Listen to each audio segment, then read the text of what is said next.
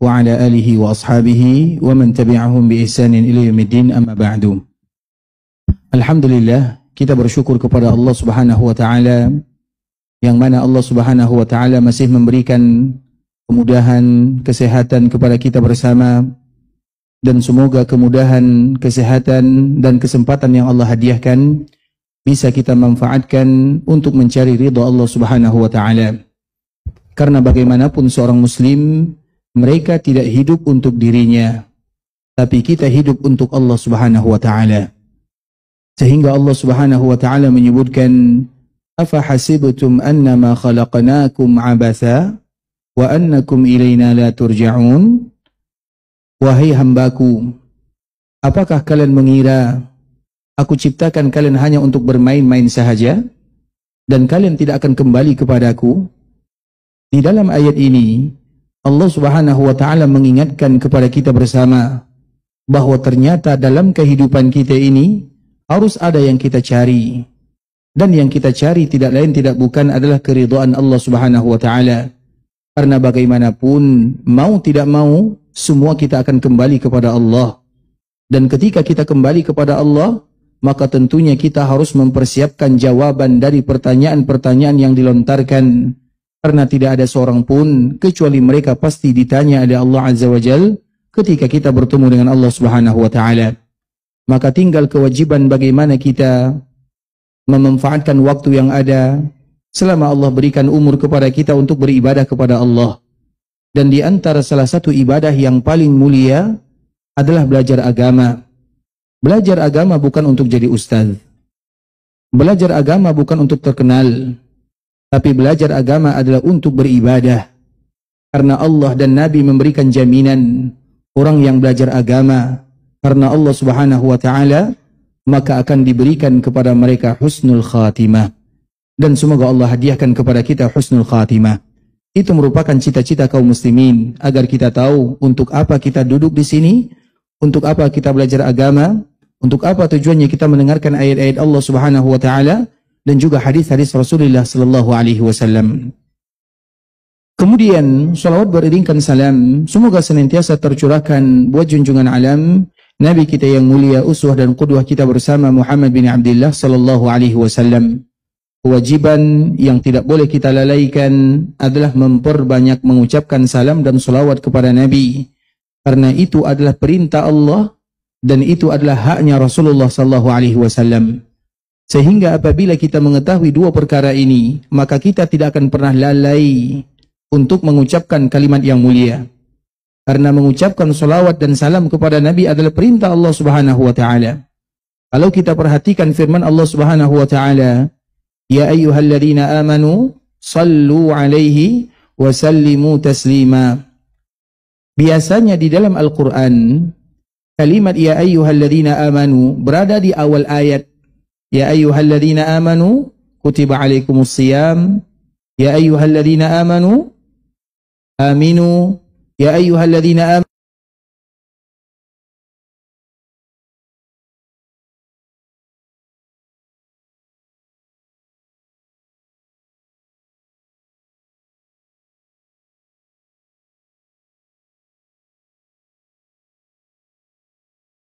hambanya. Tidak mungkin Allah memerintahkan sesuatu atau tidak mungkin Allah melakukan sesuatu yang Allah perintahkan untuk hambanya. Karena yang diperintahkan untuk melakukan hanyalah hamba, bukan Allah Subhanahu wa taala. Allah menyebutkan ya ayyuhalladzina amanu kutiba alaikumus siyam. Wahai orang-orang yang beriman, diwajibkan kepada kalian berpuasa. Tidak mungkin Allah berpuasa. Puasa itu adalah perintah Allah untuk hambanya. Wahai orang-orang yang beriman, makan dari yang baik-baik. Tidak mungkin Allah melakukannya. Itu perintah Allah untuk kita sebagai hamba. Namun ketika Allah berbicara tentang salam dan salawat kepada Nabi, lain dari yang lain. Sehingga dia tidak berada di awal ayat, tapi berada di pertengahan ayat. Apa makna yang bisa kita ambil di dalamnya? Karena Allah memerintahkan hambanya untuk mengucapkan salam dan salawat kepada Nabi. Dan sebelum Allah memerintahkan kita mengucapkan salam dan salawat kepada Nabi, Allah yang pertama kali mengucapkan dan melakukannya. Sehingga diawali dengan innallaha wa malaikatahu yusalluna 'alan nabi, baru ya ayyuhalladzina amanu. Artinya sebelum Allah perintahkan kita melakukan ibadah ini, Allah telah melakukan yang pertama kali, lain dari yang lain. Perintah biasanya tidak mungkin dilakukan oleh Allah, tapi salah satu perintah yang Allah melakukannya adalah mengucapkan salam dan salawat kepada Nabi, agar kita tahu betapa pentingnya mengucapkan salam dan salawat kepada Rasulullah sallallahu alaihi wasallam. Bahkan ada ancaman yang sangat berat ikhwatul Islam. Nabi sallallahu alaihi wasallam menyebutkan, "Man nasiya as-salata 'alayya qati'a tariqal jannah." Siapapun yang lupa, lalai mengucapkan salam dan salawat kepada Nabi, maka mereka salah melangkah menuju surga. Kalau kita salah melangkah menuju surga, kita akan menuju kemana? Tidak ada pilihan yang lain. Kalau seandainya kita balikkan hadis ini, barang siapa yang tidak lalai dan tidak lupa mengucapkan salam dan salawat kepada Nabi, maka Allah mudahkan langkahnya menuju surga Allah Subhanahu wa taala. Maka tentu itu merupakan di antara ibadah yang paling mulia. Seorang muslim harus berlomba-lomba untuk memperbanyak, bukan bersolawat, tapi memperbanyak bersolawat kepada Rasulullah sallallahu alaihi wasallam. Allahumma salli ala Muhammad wa ala ahli baitihi wa ala azwajihi wa dhurriyyatihi kama sallaita ala Ibrahim wa ala ali Ibrahim innaka Hamidum Majid. Allahumma barik ala Muhammad wa ala ahli baitihi wa ala azwajihi wa dhurriyyatihi kama barakta ala Ibrahim wa ala ali Ibrahim innaka Hamidum Majid. Ikhwatul Islam, saudara kaum muslimin, kaum muslimat, ikhwani, akhwati, rahimani wa rahimakumullah. Pada kesempatan kali ini, kita akan membahas pelajaran yang bertajuk mengenal para ulama, bagaimana manhaj dan madhab mereka. Karena bercerita tentang para ulama ikhwatul Islam, itu merupakan di antara salah satu motivasi kita untuk menaikkan keimanan kepada Allah Subhanahu wa taala. Para ulama, mereka sudah pasti adalah orang-orang yang saleh, orang-orang yang dekat dengan Allah Subhanahu wa taala. Karena ulama tidak disebut dengan ulama kecuali mereka yang takut kepada Allah, yang dekat dengan Allah, mereka-mereka yang dipilih oleh Allah Subhanahu wa taala. Maka dari situlah Allah Subhanahu wa taala menyebutkan, innama yakhsyallaha min ibadihil ulama. Sesungguhnya orang yang paling takut kepada Allah adalah para ulama. Karena tujuan kita belajar agama adalah untuk membuat kita beribadah. Dan orang yang beribadah, landasannya ada 2 atau 3. Yang pertama, landasan kita beribadah kepada Allah karena kita berharap akan ampunan Allah Subhanahu wa taala. Kemudian landasan kita beribadah kepada Allah karena kita takut akan azab dan ancaman yang Allah sebutkan.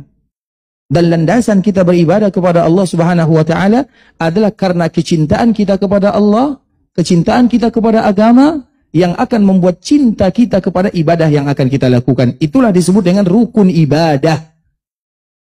Maka rukun ibadah itu ada 3. Tidak boleh dipisah antara satu dengan yang lainnya. Yang pertama, berharap kepada Allah. Semua kaum muslimin, dikala mereka beribadah, wajib hukumnya berharap akan ampunan Allah, meminta pahala yang luar biasa, menginginkan surga. Setiap kaum muslimin yang beribadah kepada Allah, wajib takut kepada Allah. Takut akan ancamannya, takut akan siksaannya, takut akan api neraka.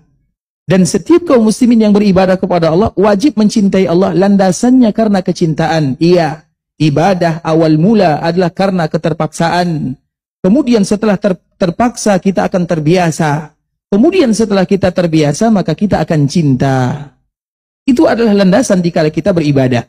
Nah, salah satunya ikhwatul Islam adalah rasa takut. Bagaimana kita bisa takut kepada Allah? Kecuali kalau seandainya kita belajar agama dan mengetahui tentang Allah itu sendiri. Semakin seorang hamba mengetahui tentang Allah, maka akan membuat mereka semakin takut. Dan itulah para ulama. Jadi ulama disebutkan oleh Allah Subhanahu wa taala, innama yakhsyallaha min ibadihil ulama. Yang takut kepada Allah adalah para ulama. Mengapa? Karena mereka yang paling kenal dengan Allah Subhanahu wa taala. Ulama itu ikhwatul Islam, innamal ilmu al-khasyah. Sebagaimana yang disebutkan oleh Abdullah bin Mas'ud, sesungguhnya ilmu yang sesungguhnya itu adalah rasa takut kepada Allah. Kita belajar agama, menghafal ayat-ayat Al-Quran, menghafal hadis Nabi, bukan tujuan. Itu sebagai wasilah. Wasilah mengenal Allah, wasilah mengenal Rasulullah SAW, kemudian tujuannya adalah untuk diamalkan. Itu harus kita pahami. Duduknya kita di sini, majelis ilmu adalah wasilah, tapi yang terpenting adalah bagaimana kita mengamalkannya. Sehingga kita kenal para ulama, terutama ulama-ulama mazhab. Ulama itu banyak sekali ikhwatul Islam. Hanya saja kenapa kita mengenal dengan istilah ulama mazhab. Ulama itu ikhwatul Islam dan ulama mazhab itu sangat banyak sekali. Bukan 4, bukan 5, bukan 10, ratusan.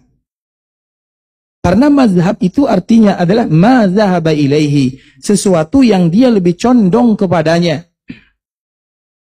Dia memilih salah satu cara, salah satu metode, salah satu perkataan, sehingga dengan itu pula mereka terkenal dengan mazhabun. Mazhabun itu artinya pendapat atau sesuatu yang dia condong kepadanya. Dan kita tahu yang namanya pendapat ikhwatul Islam, pendapat itu tidak bisa dikekang, tidak bisa diukur, tidak bisa hanya beberapa pendapat saja, banyak itu pendapat. Makanya terkenal pendapat Bukhari. Terkenal pendapat Imam Bukhari, pendapatnya Imam Muslim, pendapatnya Imam Al-Laits, pendapatnya Imam Sufyan, pendapatnya Ibnu Uyainah, pendapatnya Hasan Al-Basri, pendapatnya Imam Malik, pendapatnya Imam Syafi'i, pendapatnya Imam Ahmad, pendapatnya Imam Abu Hanifah. Itu adalah bagian daripada pendapat-pendapat yang ada.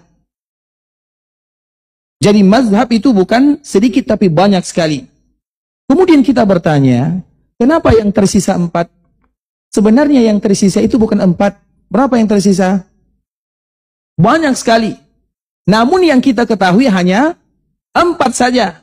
Bukan karena kita mengetahuinya, tapi yang sampai kepada kita sesuai dengan ilmu yang kita ketahui hanya 4 saja. Tapi kalau seandainya kalau kita buka buku-buku fikih, karena mereka terkenal dengan mazhab, dan mazhab itu lebih identik kepada fikhiyah. Kalau seandainya kita buka, maka mereka itu, kalau kita buka pendapat itu bukan hanya 4, banyak sekali. Tapi yang terkenal di antara yang banyak itu adalah 4 ulama.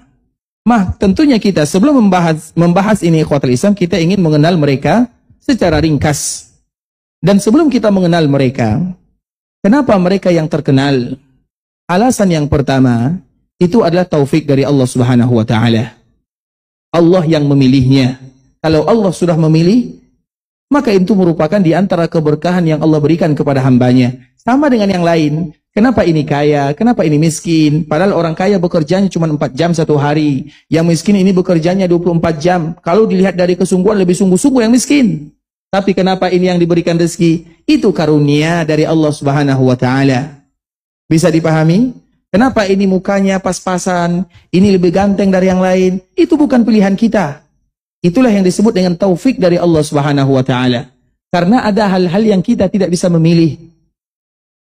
Kalau kita bisa memilih ikhwatul Islam, maka kita memilih menjadi anak presiden. Kalau kita bisa memilih, tapi itu bukan pilihan, maka itu yang disebut dengan taufik dari Allah. Ini punya anak, ini tidak punya anak. Ini punya rezeki, ini tidak punya rezeki. Itu merupakan taufik dari Allah. Artinya Allah yang menentukan. Bukan berarti dia lebih mulia daripada yang tidak punya. Bisa dipahami ya? Baik, begitu juga dengan para ulama. Bukan berarti ulama yang 4 ini lebih mulia daripada ulama-ulama yang lain. Tidak. Itu masalah kemuliaan diserahkan kepada Allah. Tapi secara zahir kita menilai itu adalah karena taufik dari Allah Subhanahu wa Ta'ala. Kemudian yang kedua, kenapa ulama ini mereka terkenal dari ulama-ulama yang lainnya? Karena ulama ini mereka punya tulisan. Ulama ini mereka punya tulisan. Dan menulis ikhwatul Islam terutama di zaman dahulu itu bukan perkara yang mudah. Kita selalu memberikan gambaran, jangankan di zaman dahulu, di zaman kita saja, di zaman kakek kita, nenek kita, apakah banyak di antara mereka yang pandai tulis baca? Jarang. Kalau kita tanya kepada mereka, nek, kakek, kira-kira kapan kalian lahir? Apa jawabannya? Pasti jawabannya 1 Januari. Kenapa jawabannya 1 Januari? Ya itu tanggal awal, sudah. Karena mereka tidak pernah mencatat. Makanya kebanyakan paspor KTP kalau nenek kita, kakek kita, yang kelahiran tahun 30-an, apalagi tahun 20-an, itu semuanya 1 Januari. Itu baru kemarin. Apalagi coba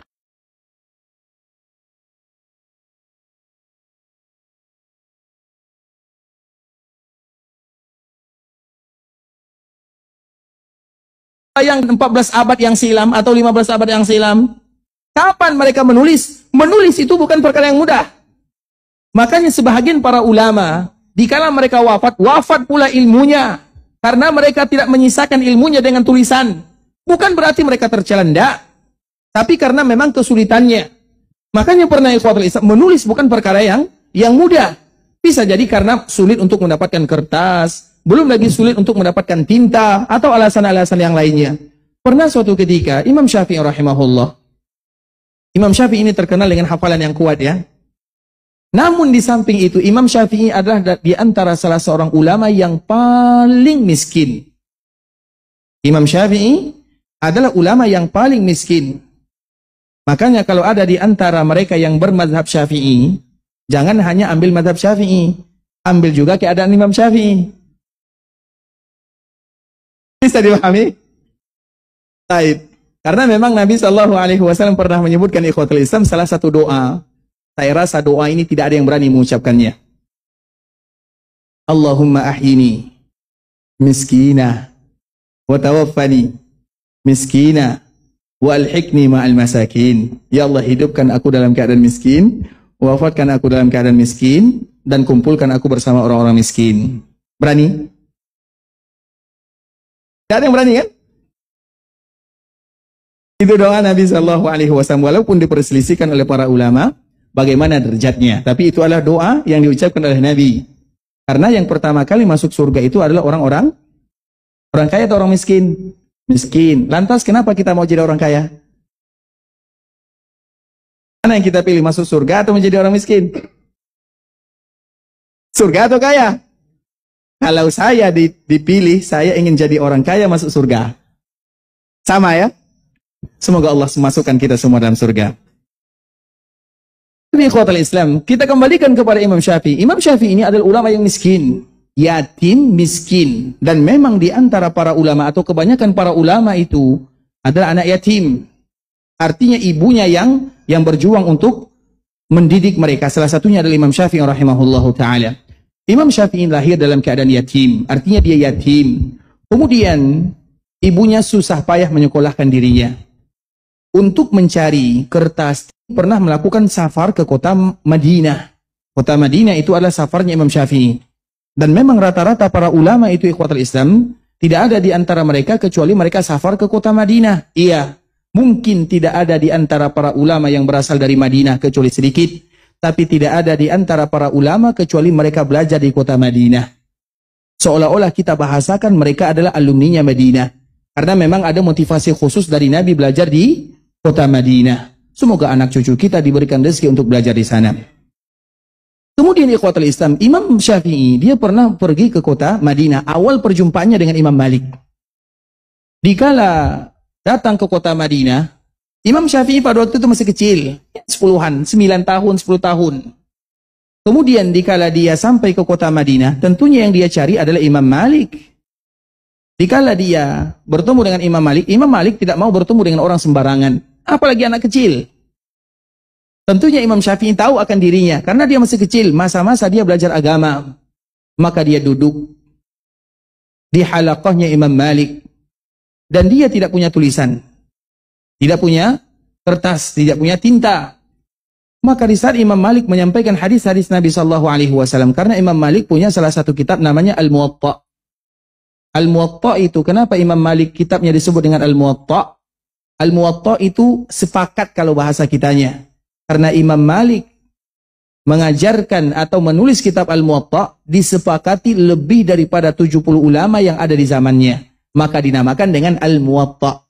Dan dia mengajar kitab Al-Muwatta lebih daripada 40 tahun. Sehingga Al-Muwatta itu ada tambahan, ada pengurangan. Kemudian dikala Imam Syafi'i belajar di kota Madinah, tentunya ulama yang terkenal di sana adalah Imam Malik. Maka dia hadir di majelis Imam Malik tanpa membawa tinta dan kertas. Karena memang tidak punya, bukan karena tidak mau. Tidak punya. Kemudian dikala mendengarkan ceramah atau hadis-hadis yang dibacakan oleh Imam Malik, maka dia hanya bisa menulis dengan tangannya di atas telapak tangan. Jadi seolah-olah dia mengatakan seperti ini, melakukan seperti ini. Dituliskan seperti ini. Karena biasanya orang yang terbiasa menulis, kalau dia ingin mengingat, dia menulis seperti ini walaupun tidak ada tulisannya. Tapi sudah terlatih, karena itu memang merupakan di antara kebiasaan. Makanya orang biasa menulis, maka dia akan tangannya selalu tidak pernah diam. Begini saja bergerak-gerak. Itu untuk cara dia menghafal. Kemudian ikhwatul Islam, Imam Syafi'i melakukan yang demikian. Namun Imam Malik, ketika melihat Imam Syafi'i melakukan yang demikian, dia merasa sedikit terganggu. Seorang anak yang masih kecil, dilihat mengeluarkan lidahnya, kemudian menulis, secara zahir, Imam Syafi'i sedang bermain-main. Menurut Imam Malik, dia sedang bermain-main. Jadi Imam Malik ini merasa risih. Perkumpulan yang dipelajari itu adalah hadis. Mengapa demikian? Bukan karena imamnya, tapi karena hadis Nabi yang dibacakan. Dan kita tahu, Imam Syafi'i dan juga para ulama, dikala mereka berbicara tentang hadis Nabi, mereka sholat dulu. Mereka mengganti pakaiannya. Ingin menghormati hadis Nabi SAW. Itu hadis yang keluar dari lisan Nabi. Tidak mungkin seorang muslim tidak menghormatinya. Jadi yang membuat Imam Malik marah bukan karena main-main di halaqah, tidak, tapi karena yang disampaikan hadis kemudian ada yang bermain. Itu yang membuat Imam Malik agak sedikit kesal kepada Imam Syafi'i, dan mereka belum kenal. Kemudian ikhwatul Islam, setelah pelajaran selesai, maka Imam Malik memanggil anak tersebut, wahai fulan, kesini kamu. Kemudian dikala dipanggil, maka Imam Malik menegurnya. Aku melihat kamu bermain-main ketika terjadi halaqah atau dikala aku membacakan hadis Nabi. Atau dikala kita belajar. Maka Imam Syafi'i menimpalinya, tidak, aku tidak bermain-main. Apa kata Imam Malik? Tidak, kamu bermain-main. Aku melihat kamu seperti ini, kemudian menulis. Apa kata Imam Syafi'i? Wahai Imam, aku sedang menulis. Aku tidak punya daftar, tidak punya kertas. Aku juga tidak punya pena. Kalau kamu tidak percaya, silakan uji. Aku menulis di sini bukan bermain-main. Maka Imam Malik merasa kaget. Betul apa yang dikatakan oleh anak kecil ini. Kemudian di saat itulah ikhwatul Islam, Imam Malik mengujinya. Dan Imam Syafi'i membaca semua catatan yang dibacakan dan yang disampaikan oleh Imam Malik pada waktu tersebut. Itu Imam Syafi'i. Makanya kalau ada di antara kita yang kecerdasannya sama dengan Imam Syafi'i, tidak usah bawa kertas dan pena. Berarti ini Imam Syafi'i semua ya. Kan itu istimbatnya. Direkam ya, sekarang direkam ya. Baik, kita sambung ya. Artinya, bagaimana mereka dalam keadaan miskin, betul-betul miskin. Kertas saja tidak punya, pena juga tidak ada. Tapi yang membuat mereka diberikan taufik oleh Allah adalah karena kesungguhannya. Makanya kalau kita belajar para ulama, terutama ulama mazhab ini, kita akan tidak bisa membayangkan bagaimana mereka mengorbankan hidupnya untuk agama. Sehingga dikala mereka mengorbankan hidupnya untuk agama, Allah abadikan namanya sampai hari kiamat. Tidak ada orang yang menyebut Imam Syafi'i kecuali rahimahullah. Imam Malik rahimahullah. Imam Ahmad rahimahullah. Imam Abu Hanifah rahimahullah. Kemudian ikhwatul Islam, kita kembalikan lagi bahwa di antara salah satu yang membuat ulama mazhab yang 4 ini terkenal dibandingkan dengan yang lain karena mereka menulis. Dan menulis itu bukan sesuatu yang mudah, apalagi di zaman dahulu sulit. Tapi ulama ini mereka berhasil menulis. Imam Ahmad, dia menulis hadis.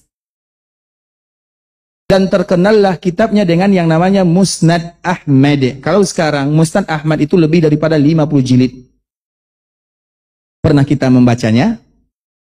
Melihatnya? Ada atau tidak? Ada di internet. Baik. Kemudian beliau berhasil menulis Musnad Imam Ahmad. Maka karena itulah dia terkenal dari yang lainnya karena punya catatan dan tulisannya. Dikala beliau meninggal, tapi ilmunya tidak meninggal.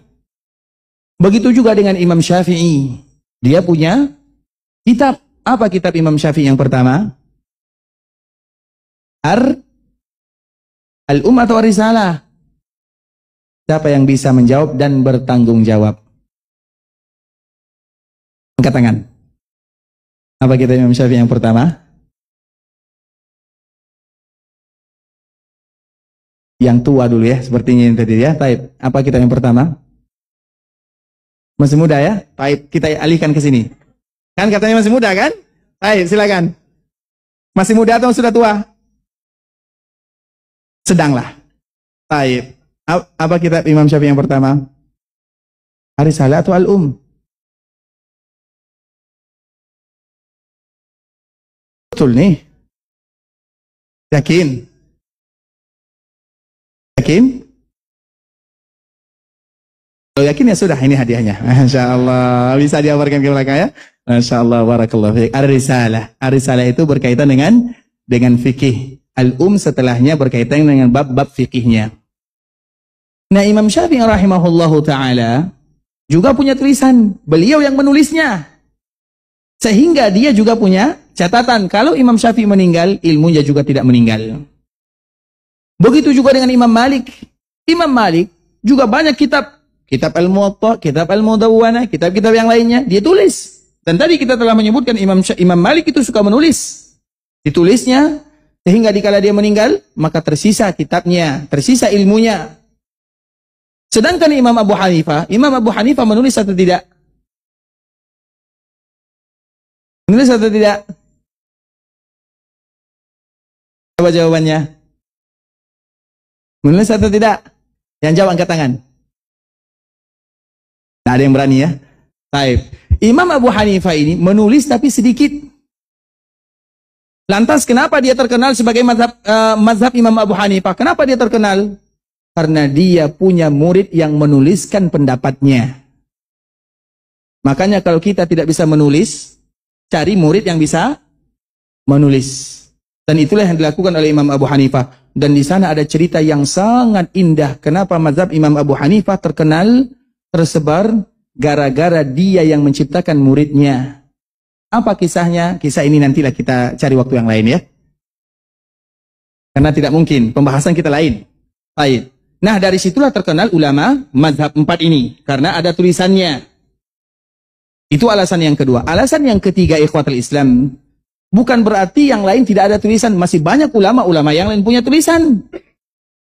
Dan apa kelebihan mereka? Kelebihan mereka ini, mereka punya pendapat dalam setiap masalah. Mereka punya pendapat dalam setiap masalah. Artinya apa?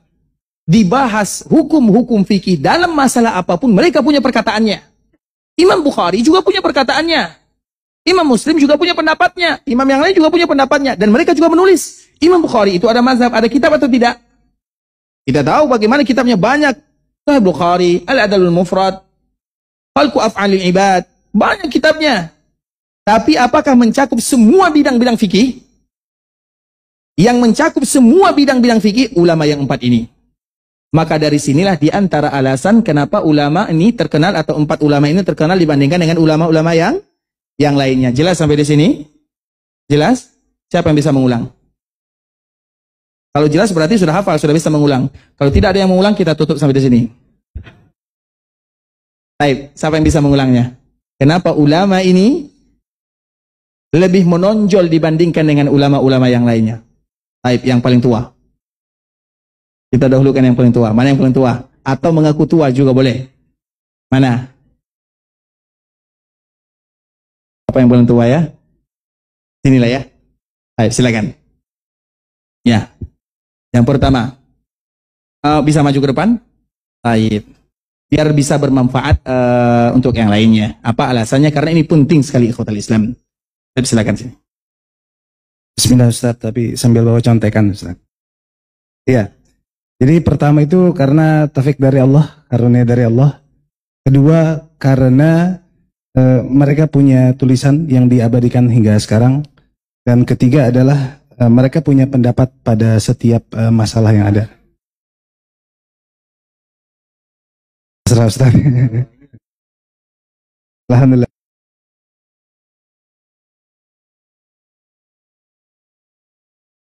Allah ya Ustaz. Barakallahu fiik. Jelas ya? Sudah bisa dipahami semuanya? Baik, sekarang kita beralih kepada bagaimana kita lebih mengenal sedikit banyak tentang ulama ini. Kenapa mereka terpilih? Kita sudah tahu. Yang kedua, pembahasan yang berikutnya, siapa ulama tersebut? Yang pertama adalah Imam Abu Hanifah. Namanya adalah Nu'man bin Sabit. Dia lahir pada tahun 80. Artinya 80 tahun. Jarak dia dengan Nabi berapa tahun kira-kira?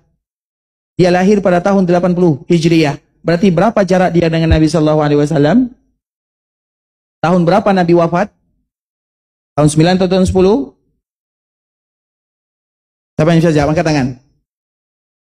Angkat tangan. Tahun 11 atau 12?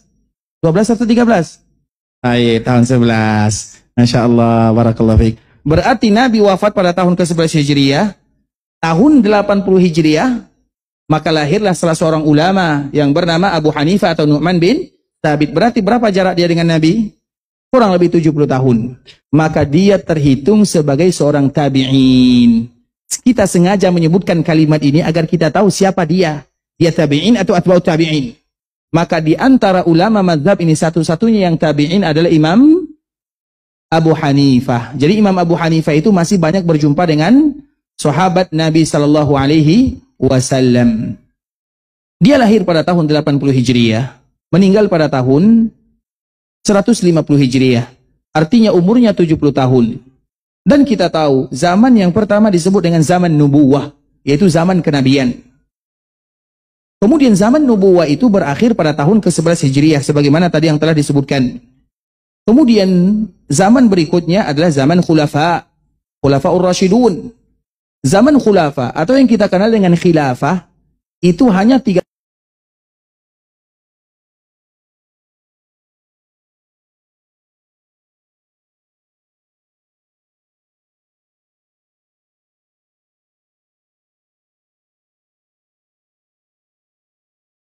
dan masanya sudah habis.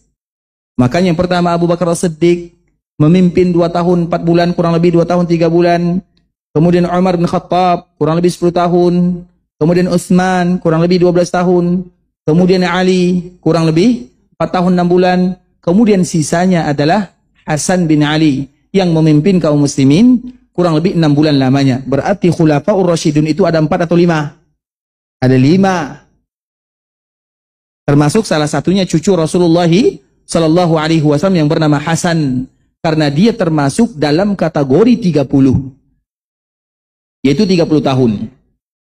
Kemudian zaman ini disebut dengan zaman sahabah.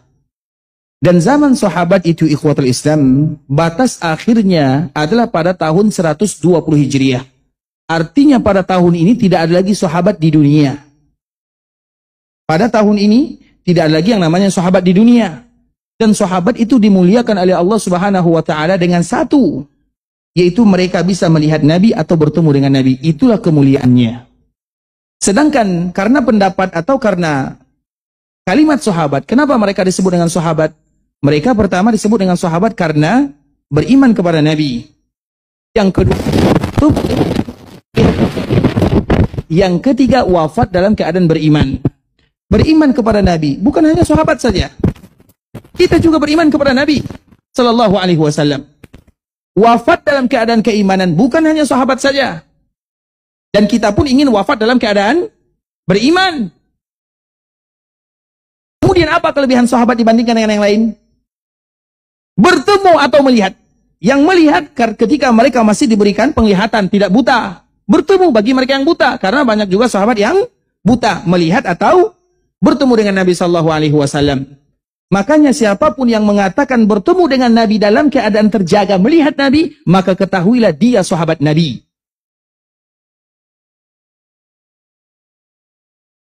Ini serius ini. Ini bukan kata saya ya. Ini kata Imam Ibnu Hajar Al-Asqalani. Karena itu kelebihannya. Makanya kalau ada yang melihat Nabi, apa bedanya dengan sahabat Nabi? Lantas apa yang memuliakan sahabat Nabi dibandingkan dengan dia? Paham atau tidak? Wahada muskilun jiddan, kata Imam Ibnu Hajar. Dan itu adalah perkara yang kok bisa gitu. Seolah-olah Imam Ibnu Hajar mengatakan kenapa bisa? Karena itulah kelebihan sahabat. Mereka bertemu dan melihat Nabi. Sedangkan umatnya tidak demikian. Kalaupun bertemu dengan Nabi, itu hanya lewat mimpi. Sedangkan terjaga itu khusus kepada sahabat Nabi. Dan masanya sudah ada atau masih ada atau tidak? Habis. Makanya kita menyebutkan tahun 120 Hijriah. Tidak ada lagi yang namanya sahabat di dunia. Dan di dalam mimpi itu pun tidak semua orang yang melihat Nabi, bisa jadi mereka atau yang dilihatnya adalah Nabi, bisa jadi yang lain. Ada sebuah kisah ya, ini kisah saja ya. Karena tentunya kalau kita melihat Nabi, harus dicocokkan dengan yang kita lihat. Nabi itu adalah orang yang paling sempurna, sifatnya mulia. Ada orang yang melihat Nabi. Bagaimana sifatnya? Oh, dia jenggotnya panjang, rambutnya panjang, ubannya banyak. Nabi atau tidak? Tidak. Karena Nabi tidak beruban. Harus dicocokkan. Makanya ada orang yang melihat Nabi sambil mengatakan, saya melihat Nabi. Maka ditanyakan kepadanya, apa sifatnya? Masya Allah, saya melihatnya memakai sarung, memakai jas ya, jas. Dan yang paling parah, di tangannya ada rokok gudang garam. Wah, ini kayaknya pencinta rokok gudang garam nih ya. Tapi itu fakta ceritanya, sebelum dia tahu tentang sifat Nabi. Maka dari situlah kaum muslimin harus belajar bagaimana sifat Nabi. Bagaimana bentuk Nabi, rambut Nabi bagaimana, jenggot Nabi bagaimana, gigi Nabi pun bagaimana, alis Nabi bagaimana, hidung Nabi bagaimana, semuanya ada. Semuanya. Ada yang tahu sifat-sifat Nabi, maju ke depan. Karena seorang muslim yang cinta kepada Nabinya pasti akan mengetahuinya. Bagaimana dada Nabi berbidang, bagaimana tinggi Nabi tidak terlalu tinggi, tidak terlalu rendah. Itu sifat Nabi harus diketahui oleh kaum muslimin. Karena kita cinta kepada Rasulullah SAW. Dan itu adalah tugas dan tanggung jawab kita bersama. Bagi yang belum tahu, maka pelajarilah. Bagaimana sifat Nabi, bagaimana karakter Nabi. Baca tentang Nabi. Karena sebahagian para ulama, terutama ulama-ulama hadis, mereka memasukkan itu adalah bagian daripada sunnah. Sifatu khalqiyah wa khuluqiyah. Di antara bagian daripada sunnah, ada sifat Nabi secara penciptaan dan sifat Nabi secara adab dan akhlak. Salah satunya bagaimana Allah menciptakan Nabi itu adalah bagian daripada sunnah. Bagaimana rambut Nabi, lurus atau keriting, atau ikal. Semuanya harus kita ketahui. Kenapa demikian ikhwatul Islam? Agar Allah mudahkan kita bisa bertemu dengan orang yang kita pelajari. Karena seseorang itu tidak akan bermimpi kecuali kebiasaan hidupnya. Orang yang bermimpi misalnya terbiasa dengan bisnisnya, maka mimpinya bisnis di dalamnya. Bisa jadi kabar gembira, bisa jadi gangguan dari syaitan, Allahu a'lam. Coba kalau seandainya kita jadikan kebiasaan hidup kita belajar tentang Nabi, belajar tentang sifat Nabi, bukankah Allah bisa memberikan hadiah kepada kita untuk bisa melihat Nabi dalam mimpi? Karena itu yang kita sibukkan. Karena keedahnya orang yang biasa sibuk dalam sesuatu, maka mimpinya tidak jauh dari kesibukannya. Kalau tidak percaya, silahkan coba sendiri. Kemudian ikhwatul Islam, kenapa sampai di sini cerita kita nih? Sampai di mana tadi? Taib, tentang Imam Abu Hanifah. Artinya agar kita tahu bahwa Imam Abu Hanifah satu-satunya tabi'in. Karena di tahun 80 ini masih ada tersisa sedikit para sahabat. Tahun 120 tidak ada lagi sahabat di dunia karena sudah meninggal yang terakhir. Maka tahun 120 habis yang namanya masa sahabat, kembali kepada masa tabi'in. Dan ulama mazhab yang tabi'in itu adalah Imam Abu Hanifah karena dia masih berjumpa dengan sahabat Nabi SAW. Makanya Imam Abu Hanifah lahir pada tahun 50 Hijriah, meninggal pada tahun 150 Hijriah. Baik, kemudian yang kedua, Imam Malik rahimahullahu ta'ala. Imam Malik kita tahu, seorang imam yang lahir di kota Madinah, mengajar di kota Madinah, tumbuh di kota Madinah, wafat pun di kota Madinah. Bagi kita yang diberikan kesempatan datang ke kota Madinah, dan semoga Allah berikan kesempatan tersebut, maka kita akan berkunjung ke perkuburan Imam Malik yang berada di dalam Baqi Al-Gharqad. Karena Imam Malik dikuburkan di sana bersama para ulama-ulama yang lainnya, bersama keluarga Nabi, sahabat Nabi, dan orang-orang yang dicintai oleh Nabi SAW. Maka artinya Imam Malik diberikan kemuliaan lain dari yang lain. Hanya saja ikhwatul Islam, Imam Malik walau dia berasal dari kota Madinah, tapi orang Madinah tidak bermazhab, mazhabnya Maliki. Bisa dipahami? Kenapa demikian? Ada yang tahu? Ayo silakan. Beliau menulis bukunya Imam. Masya Allah, silahkan. Masya Allah, barakallahu fiik. Bisa laporkan? Masya Allah, sehat selalu ya. Tapi jawabannya salah.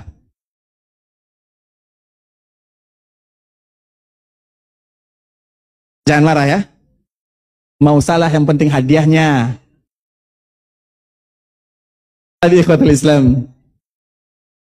Imam Malik ini pertanyaan yang biasa kan? Imam Malik berasal dari Madinah.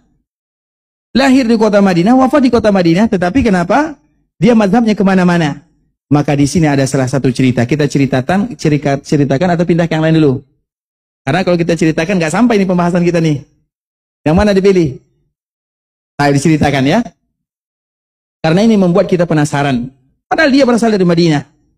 Jadi ikhwatul Islam, sebagaimana tadi yang kita sebutkan, Imam Malik punya kitab Al-Muwatta.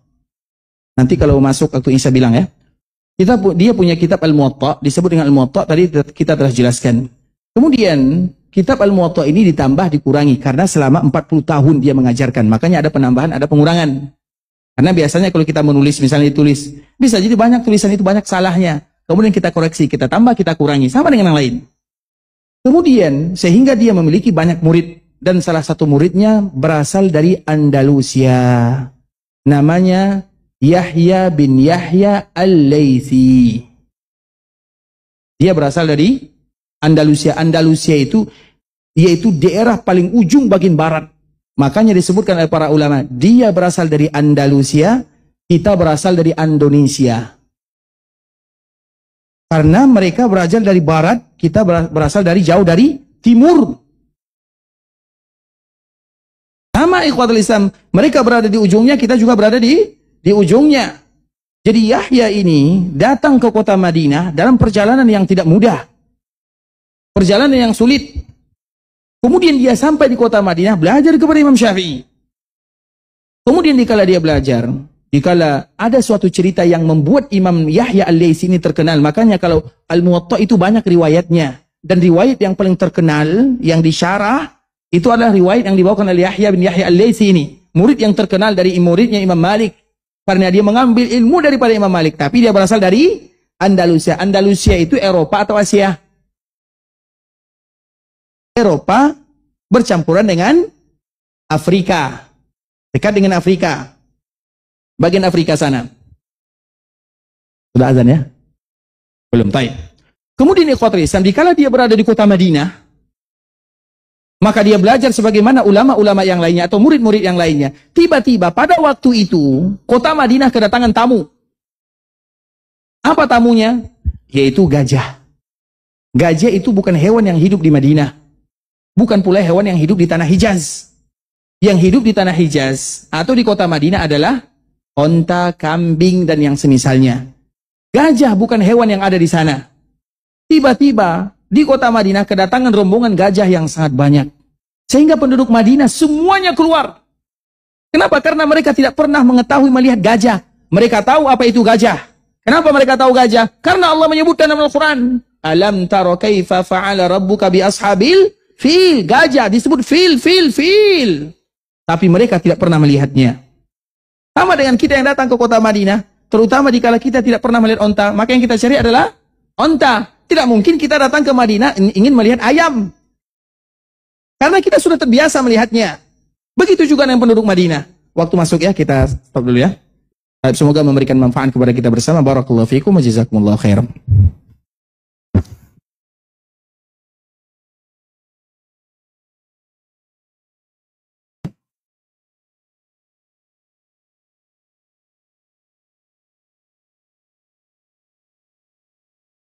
Bismillahirrahmanirrahim. Alhamdulillahi ala ihsani. Asyukru lahu ala taufiqihi wa amtinani. Wa ashhadu an la ilaha illallah wahdahu la syarika lahu ta'ziman li sya'ni. Wa ashhadu anna Muhammadan abduhu wa rasuluhu da'i ila ridwani. Wa sallallahu wa sallim ala nabiyyina wa habibina wa mustafana wa maulana Muhammad ibn Abdullah wa ashabihi wa sallama tasliman mazida. Ikhwatul Islam, saudara kaum muslimin, kaum muslimat, ikhwani, akhwati, rahimani wa rahimakumullah. Sebelum kita melanjutkan pembahasan kita tentang ulama mazhab, ada di antara salah satu yang ingin kami sampaikan kepada kita bersama. Kita mengetahui sebuah hadis yang sangat mulia. Rasulullah sallallahu alaihi wasallam menyebutkan, "Majtama'a qaumun fi baitin min buyutillah." Tidak ada orang yang duduk di rumah Allah Subhanahu wa taala yatluna kitab Allah. Duduknya mereka di rumah Allah adalah untuk membaca ayat-ayat Allah atau hadis-hadis Rasulullah sallallahu alaihi wasallam. Wa yatadarasun. Tadarus itu artinya saling mempelajari, saling belajar. Wa yatadarasunahu fima bainahum illa nazalat alaihimus sakinah wa ghasyiyatuhumur rahmah wa haffathumul malaikah. kecuali Allah Subhanahu wa taala turunkan ketenangan, berikan kenyamanan, dan malaikat akan memberikan naungan. Artinya malaikat akan turun karena ridha terhadap apa yang mereka lakukan. Dan kita tahu, tidaklah malaikat turun kecuali membawa rahmat dan kasih sayang Allah Subhanahu wa taala. Maka setiap kali malaikat turun, itu adalah di antara momen terindah kita berdoa kepada Allah Subhanahu wa taala. Maka setiap ada majlis ilmu, rajin-rajinlah dan perbanyaklah berdoa kepada Allah. Dan semoga Allah ampunkan dosa kita bersama. Allah berikan kemudahan dalam kehidupan kita. Allah panjangkan umur kita dalam ketaatan kepada Allah Subhanahu wa taala. Allah berikan kepada kita keturunan-keturunan yang saleh dan salehah. Allah berikan kepada kita keberkahan di dunia dan kemudahan di akhirat sana. Dan semoga Allah jauhkan kita bersama dari api neraka. Allah mudahkan kita masuk ke dalam surga Allah Subhanahu wa taala. Amin amin ya rabbal alamin.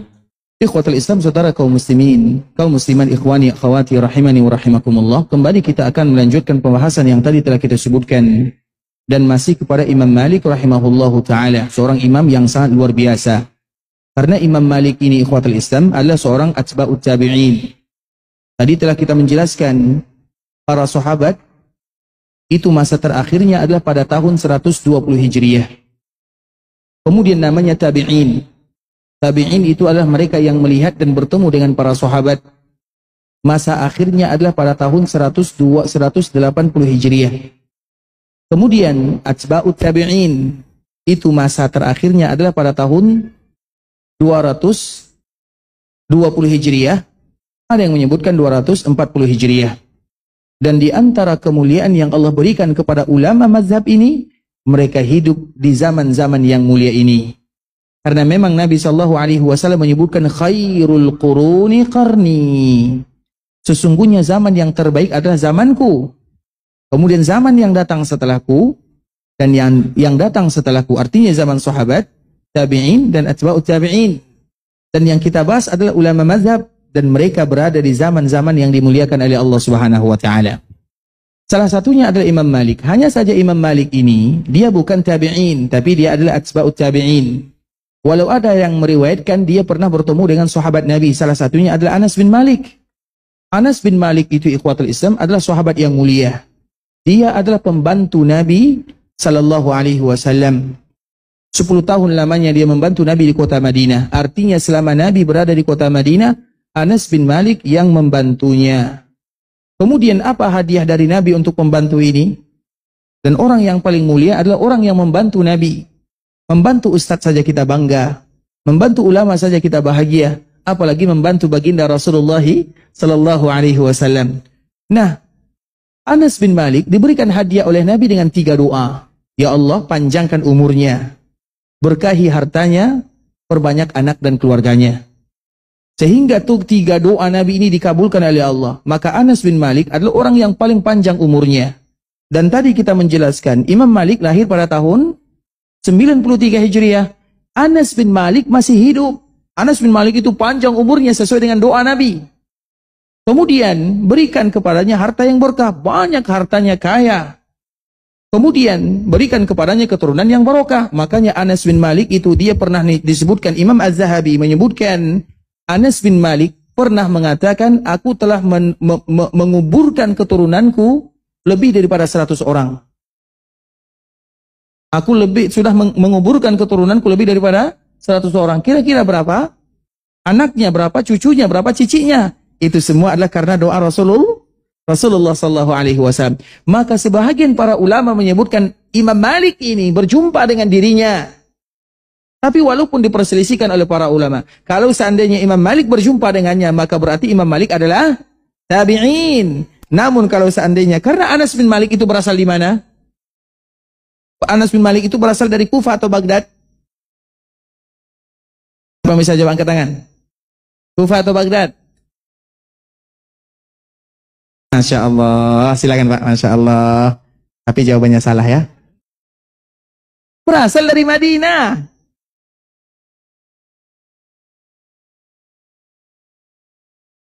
Bukankah tadi kita menyebutkan dia membantu Nabi selama berada di kota Madinah? Kan sudah ada bocorannya. Lupa mungkin ya. Anas bin Malik ini berasal dari Madinah. Dia adalah orang Madinah. Dia membantu Nabi di kota Madinah. Dia membantu Nabi 10 tahun. Artinya selama Nabi berada di kota Madinah, maka Anas yang membantunya. Karena memang Anas berasal dari kota Madinah. Mohon maaf Pak ya. Baik, kota Islam kita lanjutkan. Kemudian itulah perbedaan para ulama. Sehingga Imam Malik ini tabi'in atau atba'ut tabi'in. Maka kita tidak bisa mengklaim antara satu dengan yang kedua. Namun kalau seandainya kita perhatikan dalam hadis-hadis Imam Malik ini yang kita kenal dengan Al-Muwatta, itu banyak sekali yang namanya sulasiyat. Di dalam ilmu hadis ada yang namanya sulasiyat, dan itu hadis yang paling tinggi derajatnya. Imam Bukhari punya 21. Imam Muslim tidak punya. Imam Muslim hanya punya yang paling kuat rubaiyat. Imam Abu Daud juga tidak punya. Yang punya adalah Imam Ibnu Majah, ada 5 atau 3, tapi semuanya dhaif. Kemudian lagi yang punya ada 3 Imam At-Tirmidzi rahimahumullahu ta'ala jami'an. Itulah ulama-ulama yang punya sulasiyat. Apa itu sulasiyat? Sulasiyat itu jarak mereka dengan Nabi hanya 3. Karena hadis itu semakin dekat dengan Nabi semakin sahih. Sama dengan berita. Berita itu semakin panjang jalurnya, semakin kemana-mana perginya. Iya atau tidak? Makanya kalau ada berita langsung sampaikan kepada orangnya. Itulah gunanya dalam agama bertabayun. Kalau kalian marah kepada kawan kalian, kalian mendengarkan isu yang tidak bagus, tanyakan kepadanya, apakah kamu seperti ini, seperti itu, seperti ini? Karena kalau jalurnya sudah mulai 3, apalagi 4, itu sudah kemana-mana. Itu dalam urusan dunia, apalagi dalam urusan agama. Maka Imam Malik ini punya sulasiyat. Terkenallah Imam Malik, gurunya adalah Nafi'. Nafi' itu ikhwatul Islam adalah muridnya Imam atau muridnya Abdullah bin Umar. Abdullah bin Umar itu, siapa Abdullah bin Umar? Anaknya Umar. Dan dia tentu berguru kepada Rasulullah SAW. Coba lihat jarak dia dengan Nabi, dekat sekali. Maka itulah yang disebutkan oleh Imam Syafi'i. Sesungguhnya kitab yang paling sahih setelah Al-Quran adalah Al-Muwatta. Kitab yang dikarang oleh Imam Malik rahimahullahu ta'ala. Namun perkataan Imam Syafi'i ini dikatakan oleh Imam Ibnu Katsir, salah seorang ulama yang meninggal pada tahun 774 Hijriah. Perkataan Imam Syafi'i, wajar Imam Syafi'i mengatakan karena itu adalah gurunya. Dan Imam Syafi'i belum bertemu dengan Imam Bukhari karena memang tidak satu zaman. Tahun berapa Imam Syafi'i lahir? 150 Hijriah. Tahun berapa Imam Syafi'i meninggal? 204. Imam Bukhari kapan meninggalnya? Imam Bukhari yang biasa kita baca. Kan selalu kita baca Bukhari. Ibu-ibu ada yang tahu kapan Imam Bukhari meninggal? Ibu-ibu dulu ya. Karena ibu-ibu kalau ada, kita berbagi hadiah ya untuk ibu-ibu ya. Ada?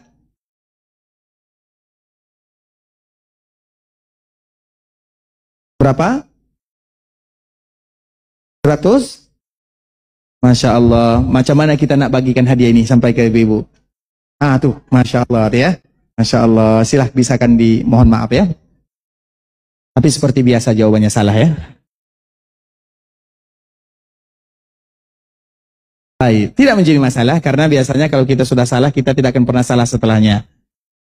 Imam Bukhari ini meninggal pada tahun 256 Hijriah. 256. Imam Syafi'i meninggal pada tahun kira-kira, coba bayangkan berapa jarak di antara mereka.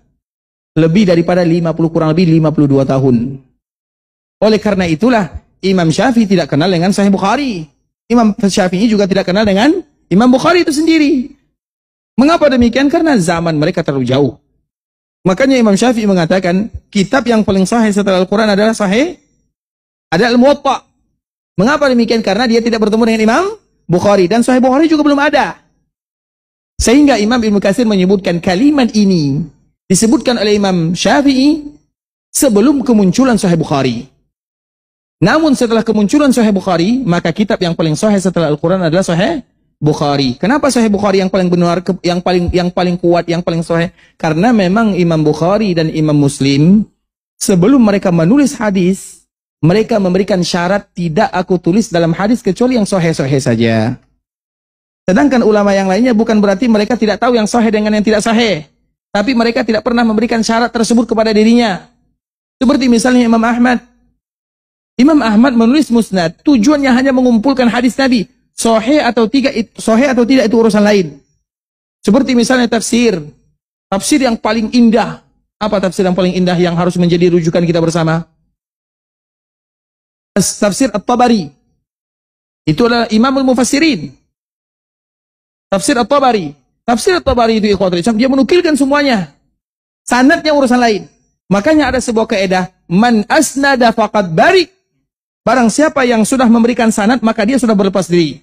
Tahu maknanya kalimat ini? Soalnya kita sambung masalah ini ya. Karena ini khusus masalah ilmu hadis. Terlepas daripada itu semua ikhwatul Islam, Imam Malik rahimahullahu ta'ala memiliki kitab yang sahih tadi yang telah kita sebutkan. Nah, kitab sahih ini, atau dia lahir pada tahun 93 Hijriah, meninggal pada tahun 179 Hijriah. Itu adalah Imam Malik rahimahullahu ta'ala. Dan dia memiliki kitab yang tadi telah kita jelaskan. Dan Imam Syafi'i menyebutkan kalau kalian berbicara tentang Imam Malik, maka dia adalah bintang-bintang para ulama. Bintangnya para ulama adalah Imam Malik. Dan Imam Malik ini memiliki sanad yang tadi telah kita jelaskan. Sehingga para ulama hadis menyebutkan ini adalah sanad az-zahabi. Itu sanad emas yang paling dekat dengan Nabi sallallahu alaihi wasallam. Agar kita tahu bagaimana keadaan para ulama mazhab ini. Karena mereka semuanya satu dan sama. Kemudian datanglah Imam Syafi'i. Siapa guru Imam Syafi'i? Imam Malik. Tadi telah kita jelaskan. Makanya Imam Syafi'i meriwayatkan dari Imam Malik. Imam Malik meriwayatkan dari Nafi'. Nafi' meriwayatkan dari Abdullah bin Umar. Abdullah bin Umar meriwayatkan dari Nabi sallallahu alaihi wasallam. Begitu juga dengan Imam Ahmad. Imam Ahmad begitu juga nyambung. Karena Imam Ahmad adalah muridnya Imam Syafi'i rahimahullahu ta'ala. Agar kita tahu para ulama tersebut memiliki jalur yang sama antara guru dengan murid. Kalau seandainya mereka bersama, kenapa kita harus berpisah? Bisa dipahami? Ulama seperti itu ikhwatul Islam. Imam Malik, Imam Syafi'i, Imam Ahmad, mereka itu satu jalur. Karena Imam Ahmad juga meriwayatkan dari Imam Syafi'i. Imam Syafi'i itu kita tidak hanya mengenal dia tentang masalah fikih, enggak, dia juga ahli hadis. Maka ada yang namanya Musnad Syafi'i. Pernah kita dengar Musnad Syafi'i? Itulah dia Musnad Syafi'i. Jadi Imam Syafi'i itu bukan hanya karena Imam Syafi'i di antara kelebihannya dia menggabungkan dua madrasah. Yang pertama madrasatu ahlul hadis. Madrasatu ahlul hadis itu dipimpin oleh Imam Malik. Dan yang kedua madrasatu ahlul ra'yi. Madrasah ahlul ra'yi itu adalah yang menggunakan logika dan akalnya. Yaitu madrasah yang dipimpin oleh Muhammad bin Hasan Asy-Syaibani. Atau yang lain disebut dengan Abu Yusuf Al-Qadi. Kedua-duanya adalah muridnya Imam Abu Hanifah. Bukan berarti mereka menggunakan logika tanpa alasan, tidak. Mereka itu pintar. Imam Abu Hanifah, kalau seandainya beliau mengatakan meja ini terbuat dari emas, maka semua kita akan terpukau dan kita akan percaya kalau meja ini terbuat dari emas, saking pintarnya dia. Dia sudah membahas bagaimana hukumnya orang sholat di langit. Ada orang yang sholat di langit? Ada atau tidak? Ada. Di pesawat kan di langit. Ya atau tidak? Makanya akal kita saja tidak sampai. Akal Imam Malik sampai, akal Imam Abu Hanifah sampai. Padahal dia tidak pernah mengenal bagaimana bentuk orang salat di langit. Kita yang setiap hari melihat pesawat tidak tahu. Agar kita tahu bagaimana ulama diberikan ilmu oleh Allah Subhanahu wa taala. Kecerdasan, kekuatan, bukan main-main. Kemudian ikhwatul Islam, bahkan misalnya imam-imam misalnya para ulama membahas misalnya apa hukum orang salat dengan membawa najis? Ada tidak orang yang salat sengaja membawa najis? Ada atau tidak? Banyak. Yang menggendong anaknya. Ya atau tidak? Coba bayangkan bagaimana para ulama agar kita tidak menganggap remeh antara satu dengan yang lainnya. Oh, kita bermazhab ini, mazhab seperti itu tidak. Jangan. Itu hanya perbedaan dalam masalah, tapi mereka sama. Makanya itulah kita gunakan, kita sengaja menyebutkan, coba lihat bagaimana jalur mereka itu sama. Imam Syafi'i sudah jelas, Imam Ahmad dari Imam Syafi'i. Imam Abu Hanifah, ada yang menyebutkan beliau berjumpa dengan Imam Malik.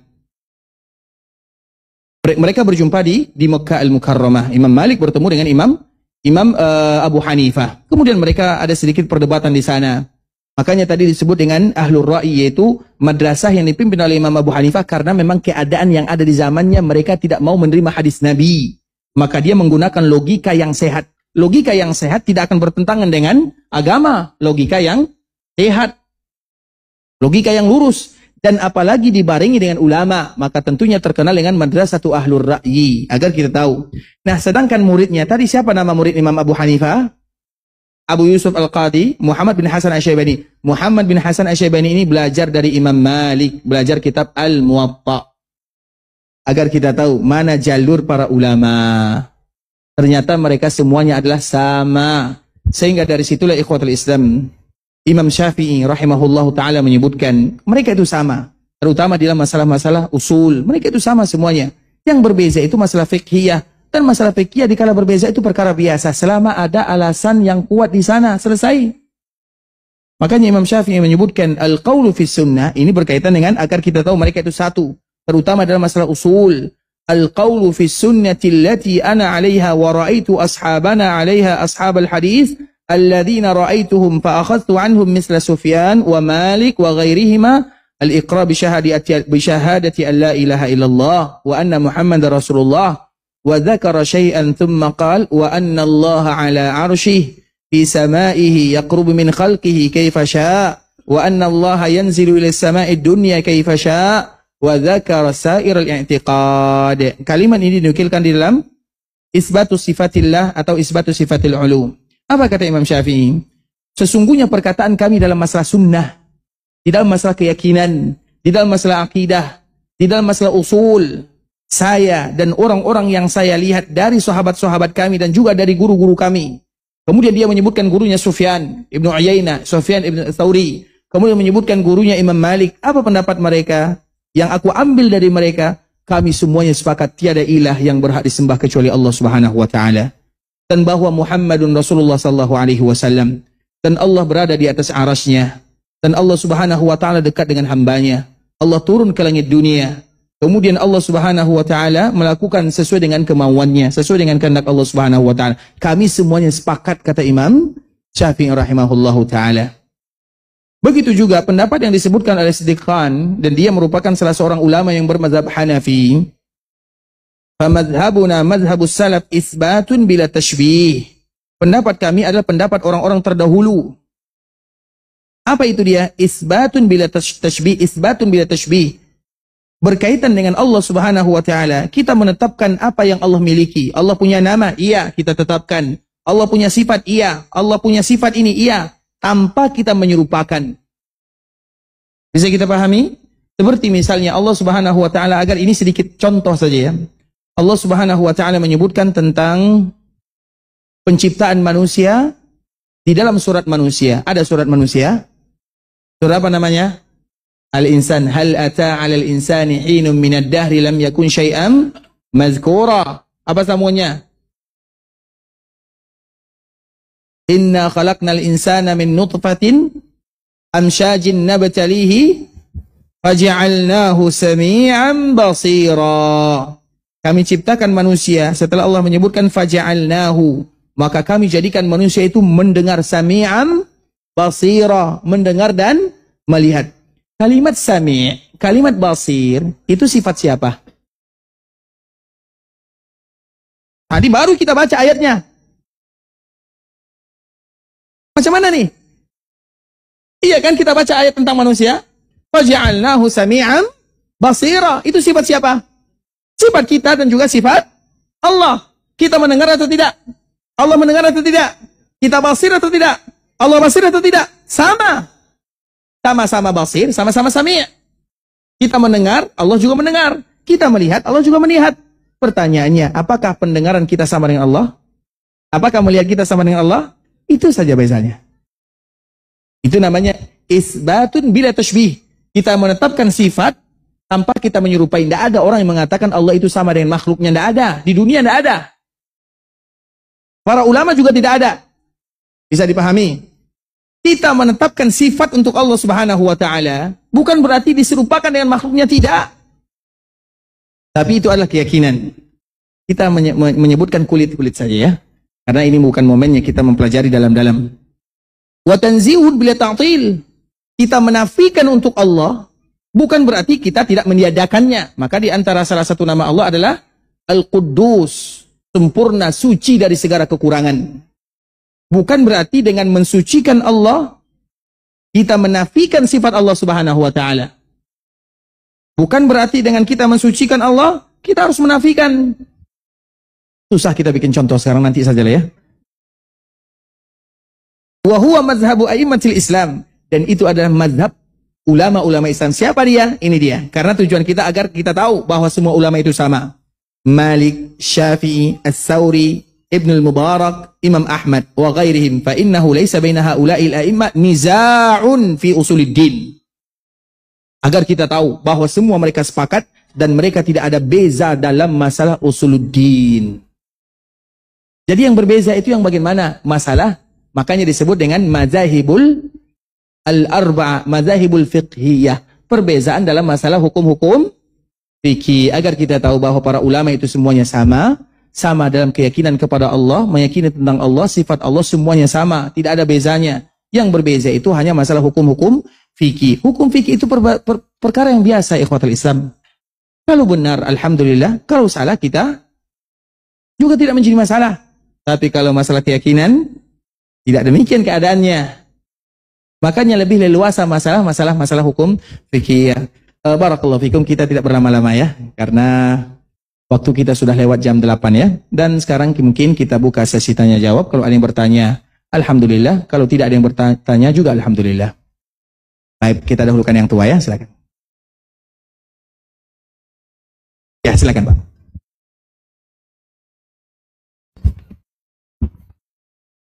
Tadi Ustadz janji menerangkan tentang orang Madinah kenapa tidak mazhab Maliki.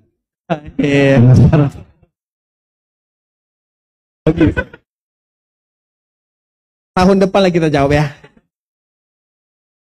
Sekarang lah ya, baik. Lupa saya tadi Pak ya. Baik. Sekarang kita lanjutkan sedikit ya. Kenapa orang Madinah tidak bermazhab Maliki? Tadi kita telah menceritakan, kalau Bapak bisa menjawab pertanyaan saya lanjutkan. Nanti kalau tidak dilanjutkan. Itu konsekuensinya. Siapa tadi orang yang berasal dari Andalusia yang belajar dari Imam Malik? Stop. Silakan. Karena ceritanya tentang dia. Iya atau tidak? Karena dia yang akan membawanya. Siapa Pak kira-kira? Kalau dapat ini hadiahnya, kalau tidak dapat kita selesai sampai di sini. Imam Ahmad. Masya Allah. Sehat dulu Pak ya?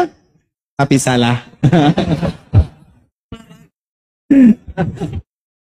Imam Yahya bin Yahya Al-Laitsi. Jangan lupa ini ya. Imam Yahya bin Yahya Al-Laitsi. Jadi kita lanjutkan atau tidak nih Pak? Lanjut Pak ya. Baik, barakallah, panjang umur, sehat selalu Pak ya. Insyaallah, barakallahu fiik. Yahya bin Yahya Al-Laitsi ini dia berasal dari Andalusia. Andalusia itu coba bayangkan Maroko, Jazair. Kita bisa mengatakan itu bagian daripada Afrika. Juga bisa kita mengatakan bagian daripada Eropa. Artinya lewat untuk ke Andalusia itu harus melewati, bukan kita melewati Eropa, tidak, tapi kita harus melewati Afrika. Bisa dipahami? Terutama dulu di zaman Utsman bin Affan radhiyallahu taala anhu. Kita akses menuju Andalusia itu, jadi Andalusia itu masuk ke bagian orang-orang Afrika. Mesir, Afrika, Tunis misalnya, Sudan dan orang-orang yang semisalnya. Jadi lewatnya itu bukan bagian Afrika, tapi harus melewati Afrika. Karena memang Nabi pernah menyebutkan, Ra'aitu masyariqal ardi wa magharibaha. Aku melihat bagian timur bumi dan bagian baratnya. Apa makna daripada hadis Nabi? Seolah-olah itu adalah bahasa isyarat bahwa orang yang paling banyak mengikuti agama Nabi adalah yang bagian timur dan adalah yang bagian barat. Maka kita bersyukur kepada Allah ketika kita berada di dalam agama Islam ini. Karena kita berada di bagian timur dan mereka berada di bagian baratnya. Kemudian tadi kita menyebutkan tentang masalah gajah ya. Jadi Yahya ini datang ke kota Madinah. Kemudian dikala beliau belajar kepada Imam Malik. Kemudian apa kata Imam Malik? Dikala para muridnya melihat gajah, semua mereka keluar meninggalkan Imam Malik. Dan Imam Malik tahu kerinduan mereka kepada gajah ini sudah lama. Artinya ini sesuatu yang langka. Kita saja kalau ada pameran, apa yang kita lakukan? Kita tinggalkan pekerjaan. Padahal sudah setiap hari kita melihatnya, apalagi gajah, hewan yang tidak pernah mereka lihat, tapi selalu mereka baca. Jadi kerinduannya luar biasa. Dan Imam Malik paham yang demikian. Sehingga semua muridnya meninggalkan Imam Malik. Dan Imam Malik pun memerintahkan silakan untuk menikmati. Karena memang kita juga butuh hiburan. Hiburan yang dihalalkan dalam syariat tentunya. Seperti pemandangan, hewan-hewan. Sebagaimana Imam Malik rahimahullahu ta'ala. Kemudian ikhwatul Islam, Dikala Imam Malik melihat murid-muridnya sudah pergi meninggalkan halaqah Masjid Nabawi, satu-satunya yang tersisa adalah Yahya tadi. Yahya ini tidak mau. Padahal dia rindu, dia juga tidak pernah melihat fialah. Fialah itu gajah sebagaimana tadi yang kita sebutkan. Dia juga ingin. Tapi dia menahan dirinya. Karena memang belajar agama itu butuh mengekang diri. Akhi lan tanal ilma, akhi lan tanal ilma. Apa kata Imam Syafi'i? Wahai saudaraku, ilmu tidak didapatkan dengan malas-malasan, kecuali dengan perjuangan, pengorbanan, tetesan air mata, lama belajar. Itu perjuangan belajar agama. Belajar agama dengan malas-malasan tidak akan didapatkan hasilnya. Tarjun najata walam tasruk masalikaha, fa inna as-safinata la tajri 'ala al-yabasi. Itu juga ungkapan-ungkapan yang indah dikeluarkan oleh para ulama. Kalian menginginkan keberhasilan, kalian menginginkan ilmu, tapi kalian ingat bahwa kapal tidak akan pernah berlayar di daratan. Butuh usaha. Begitu juga dengan ungkapan-ungkapan yang sangat banyak lagi dari para ulama. Salah satunya adalah Imam Syafi'i dan juga imam-imam yang lainnya. Nah, Yahya ini sudah menerapkannya. Kemudian Imam Malik melihat Yahya, wah Yahya, pergilah kamu bersama saudara-saudaramu, bersama rekan-rekanmu, bersama kawan-kawanmu, pergi melihat gajah. Apa jawaban Yahya kira-kira? Wahai Imam,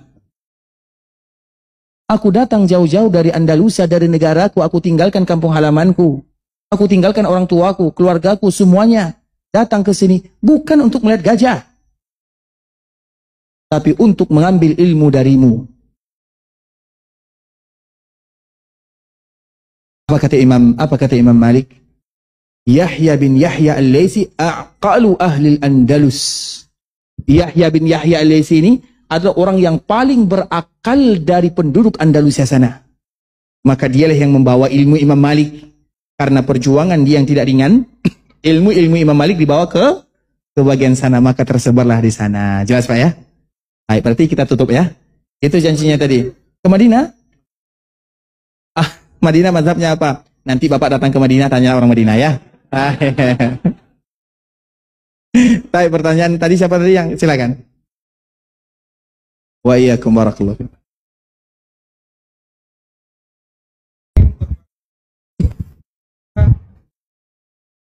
Assalamualaikum. Kenapa sebagian orang yang mereka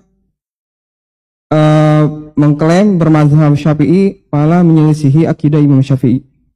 Barakallahu fikum. Pertanyaan ini ditanyakan kepada merekanya.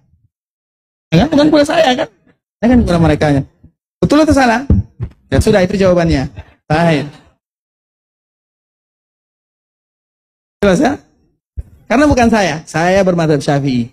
Dan saya belajar tentang Imam Syafi'i. Dan saya cinta kepada Syafi'i. Dan juga cinta kepada ulama-ulama yang lainnya. Itu saya. Kalau mereka, Allahu a'lam. Makanya saya tidak tahu. Baik, silakan.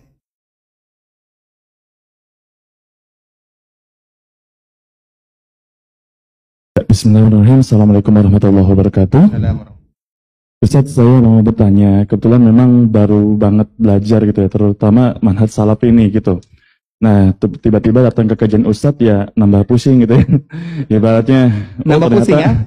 Ibaratnya kan ilmu kita itu kan ke Rasulullah kayak gitu. Dan sedangkan yang kita dapat ini, misalnya contoh tadi dapat buku dari Ustaz gitu ya. Terus beberapa kajian juga dapat buku dari Ustaz-Ustaz yang lain. Sehingga saya bingung gitu loh, untuk menjadi Islam yang kafah itu apakah harus mempelajari itu semua atau gimana gitu. Mungkin boleh dikasih tahu gitu, misalnya apa sih inti-intinya gitu. Baik, barakallahu fiik. Inti-inti supaya kita tuh apa ya kan nggak mungkin saya juga kuliah di Madinah kayak Ustadz dan sebagainya, kayak masih susah gitu kan. Nah, kira-kira apa yang paling penting sekarang nih untuk bisa kita pelajari, dari mana dulu gitu Ustaz? Ya, terima kasih. Wassalamualaikum warahmatullahi wabarakatuh. Barakallahu fikum ikhwatul Islam. Kita harus mengetahui ada sesuatu yang hilang dari kita. Bukan kita semua, saya juga demikian keadaannya. Ada sesuatu yang hilang. Terutama dikala kita melihat perbezaan. Perbezaan di dunia tidak akan bisa dihindarkan. Tapi dikala kita berbeza, baik masalah yang penting, masalah asal ataupun masalah furu', apa yang pertama kali kita lakukan? Semua orang kembali kepada Quran hadis. Semuanya. Siapa yang tidak kembali kepada Quran dan hadis? Siapa? Tidak ada. Apa yang pertama kali kita lakukan dikala kita melihat perbezaan yang sangat banyak sekali? Itu yang hilang dari kita. Apa? Cari persamaan. Iya, semua kita ingin cari persamaan, tapi perbedaan itu tidak bisa dielakkan. Kemari kepada salafus saleh, semua mengatakan yang demikian. Doa, apa doanya? Itu dia. Hah? Hasbunallah? Betul itu doa tuh. Hasbunallah, bukan Allah Subhanahu wa taala menyebutkan tentang doa ini. Alladzina qala lahumun nasu innan nasa qad jama'u lakum fakhshawhum fazadahum imanan wa qalu hasbunallahu wa ni'mal wakil. Momennya di situ. Kalau kita tahu artinya, berarti doanya, karena doa itu kan ada momennya. Tidak mungkin kita masuk WC bacanya hasbunallah. Iya atau tidak? Tidak mungkin kita keluar masjid bacanya Allahumma inni a'udzubika minal khubuthi wal khaba'is. Setiap doa itu ada momennya. Paham maksudnya? Setiap doa itu ada momennya. Kapan doa ini diucapkan? Kapan doa ini diucapkan? Kapan doa itu diucapkan? Hasbunallah diucapkan, maka baca ayat ini. Lihat keedahnya. Dan kapan, bagaimana hadisnya muncul. Nah, sedangkan doa yang tadi kita sebutkan, apa doanya? Allahumma rabba Jibril wa Mikail wa Israfil fatir as-samawati wal ard alim al-ghaibi wash-shahadah anta tahkumu baina ibadika fima kanu fihi yakhtalifun ihdini lima ikhtalifa fihi min al-haqqi bi'iznik innaka tahdi man tasha'u ila siratim mustaqim. Ada yang hafal? Itulah masalah kita bersama. Kita hanya tertuju kepada perbezaan saja, tapi kita tidak tahu aturannya. Dan aturan yang pertama, ini dia. Maka wajib kita hafal semuanya. Allahumma rabba Jibril, wa Mikail, wa Israfil. Ya Allah, Rabbnya malaikat Jibril, Rabbnya malaikat Mikail, Israfil. Itu semuanya adalah malaikat-malaikat Allah. Jibril, Abdullah, Il, itu adalah Allah, nama Allah di dalam bahasa dulu. Makanya Israel, itu Allah, Abdullah, Jibril, Abdullah. Ya Allah, Engkau adalah Rabbnya malaikat Jibril, Mikail, Israfil. Fatiras samawati wal ard. Engkau yang menciptakan langit dan bumi. Anta tahkumu baina ibadik fima kanu fi yakhtalifun. Engkau adalah hakim bagi kami bersama. Ketika kami berbeza di sana, Engkau hakimnya. Anta tahkumu baina ibadik fima kanu fi yakhtalifun. Engkau hakim kami dikala kami berbeza, dikala kami berselisih pandang, berselisih pendapat. Ihdini limakhtulifa fi. Tunjukkan aku kepada kebaikan, kebenaran dikala manusia berbeza. Bukankah itu bentuk kita merintih di hadapan Allah Azza wa Jalla? Kita hanya berbeza, tapi kita tidak tahu aturannya. Ihdini limakhtulifa fihi minal haqqi bi'izni. Innaka tahdi. Karena yang paling pantas memberikan petunjuk kepada kami adalah Engkau. Maka itulah yang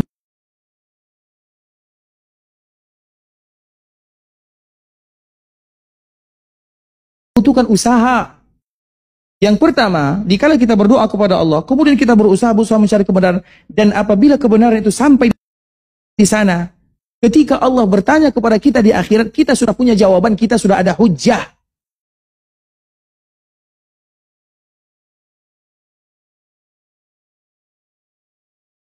Jelas sampai di sini? Maka poin pertama ikhwatul Islam adalah doa ini. Jangan kita lewatkan. Jangan kita hanya memandang perbezaan tanpa kita melihat bagaimana aturan yang penting di dalamnya. Maka pantas bagi seorang muslim untuk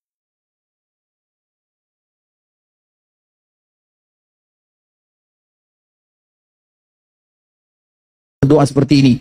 Ketika kita sungguh-sungguh di dalam berdoa, maka dari situlah Allah akan memberikan kemuliaan, cahaya, hidayah. Karena hidayah semata-mata milik Allah Subhanahu wa taala. Terutama bagi kita yang baru memulai. Jangan langsung dimulai ini, itu. Berdoa dulu kepada Allah Azza wa Jalla. Allah yang memegang hati kita bersama. Yang memberikan kemuliaan, yang memberikan itu semuanya kembali kepada Allah. Mengadu kepada Allah. seorang hamba yang serius mengadu kembali kepada Allah, Allah tidak akan pernah menyia-nyiakan hamba tersebut. Maka Allah menyebutkan walladzina jahadu fina lanahdiyannahum subulana.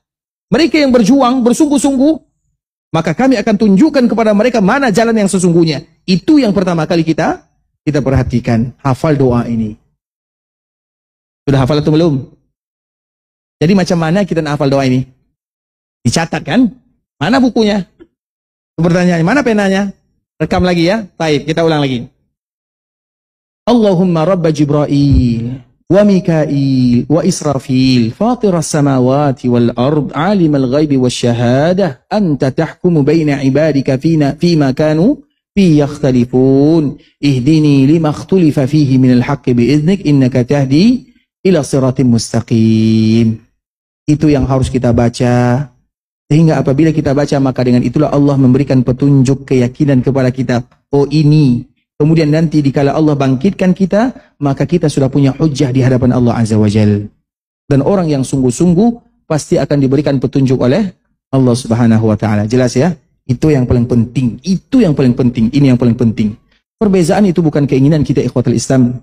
Tapi bagaimanapun, kalau berbeza, makanya kalau kita lihat para ulama mereka berbeza. Salah satunya Imam Syafi'i misalnya dengan Yunus. Betul-betul begadu. Tahu begadu? Apa itu begadu bahasa kita ya? Cekcok itu masih lumayan. Lebih lagi daripada itu.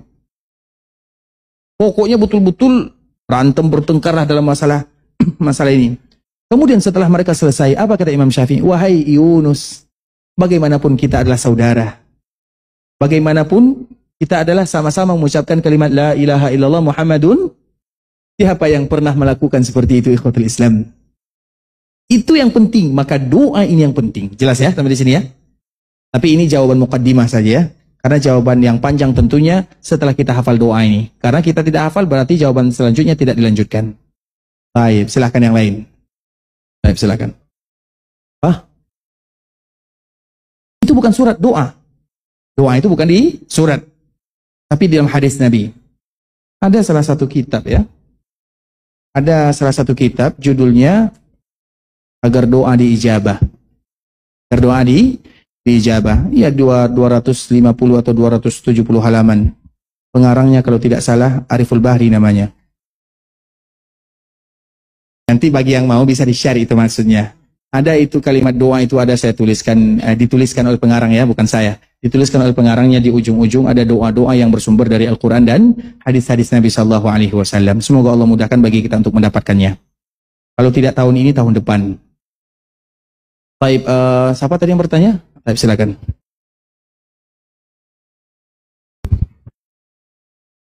Ini sampai jam berapa ya? Bebas, janganlah bebas kasihan kepada penceramah Pak ya. Baik. Silakan. Bismillah, Assalamualaikum warahmatullahi wabarakatuh. Hayyakumullah wa bayyakum ustadzana al-kiram. Kami mengucapkan sebagai jamaah yang ada di sini terima kasih banyak Ustaz atas ilmu yang sudah antum sampaikan dan kami mencintai antum karena Allah Subhanahu wa taala. Semoga Allah jaga antum, keluarga antum dan juga kaum muslimin dan juga para asatidzah kita semuanya.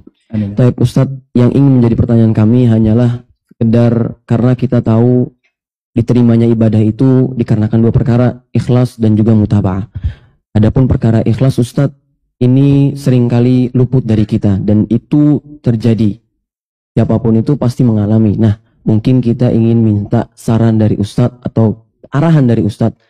Apa itu ikhlas dan bagaimana cara agar kita itu ikhlas Ustadz. Karena ini perkara yang nggak bisa dipalingkan gitu Ustadz. Barakallahu fikum, hayyakumullah. Barakallahu fikum, jazakumullahu khairah. Tentunya pertanyaan ini pertanyaan yang ringan tapi berat ya. Barakallahu fikum, masalah perkara ikhlas. Di antara salah satu kalimat para ulama yang paling indah. Beliau menyebutkan, atau ulama ini menyebutkan, Uktum hasanatika kama taktum sayyiatik. Simpanlah kebaikanmu, sebagaimana kamu menyimpan keburukanmu. Kita harus adil. Tidak ada di antara kita yang berani berterus terang melakukan dosa dan maksiat. Atau kekurangan kita tidak mungkin kita sebutkan kepada orang lain. Ya atau tidak? Sebagaimana kita simpan dosa-dosa dan maksiat serta kekurangan kita, maka simpanlah kebaikan kita. Itulah ikhlas yang sesungguhnya. Maka Nabi menyebutkan, barang siapa di antara kalian yang sanggup melakukan khabi'ah. Khabi'ah itu artinya sembunyikan amal ibadah kalian. Ada salah satu cerita yang sangat indah ikhwatul Islam. Ini cerita lagi ya. Karena biasanya cerita membuat kita semangat beribadah kepada Allah Azza wa Jalla. Bagaimana pentingnya keikhlasan dan apa hasil daripada keikhlasan. Ini cerita salah satu orang Maroko lagi ya, atau orang-orang barat lagi sana, atau bagian barat. Kalau di barat itu artinya dari Mekah atau Madinah, bagian baratnya. Kemudian dia adalah seorang ulama. Kemudian dia bermimpi ya. Di dalam mimpinya berulang. Apa mimpinya? Cari fulan bin fulan. Di Mekah tinggalnya. Yang akan dicari itu di Mekah. Mimpi yang kedua, cari fulan bin fulan bin fulan. Yang ketiga, cari fulan bin fulan. Kemudian pada akhirnya orang ini, dia bertekad untuk meninggalkan kampung halamannya, pergi berjalan, menempuh perjalanan menuju Mekah sambil melaksanakan ibadah umrah. Arti umrah dulu baru dicari. Kemudian dikala dia sampai di Mekah Al-Mukarramah, dia melaksanakan ibadah umrah, beribadah kepada Allah. Maka setelahnya dia mencari nama orang yang tadi dilihat dalam mimpinya. Maka mimpi itu ikhwatul Islam terbagi kepada 3. Yang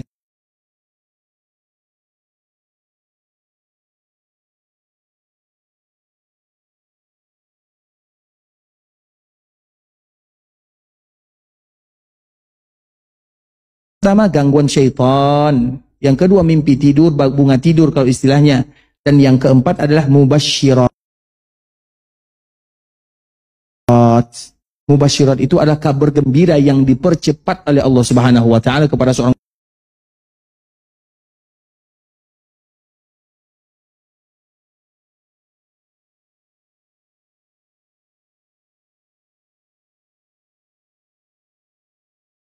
Anggap orang penting, orang terhormat, orang terpandang.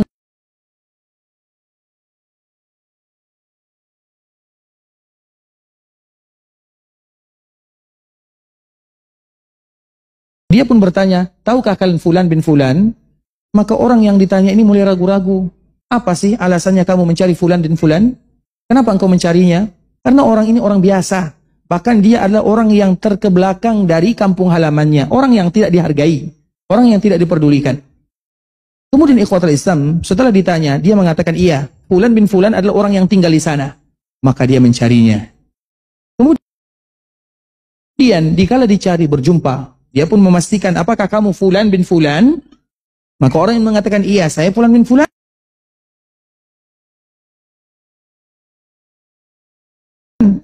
Kemudian ditanya lagi, apakah kamu fulan bin fulan? Iya, saya fulan bin fulan.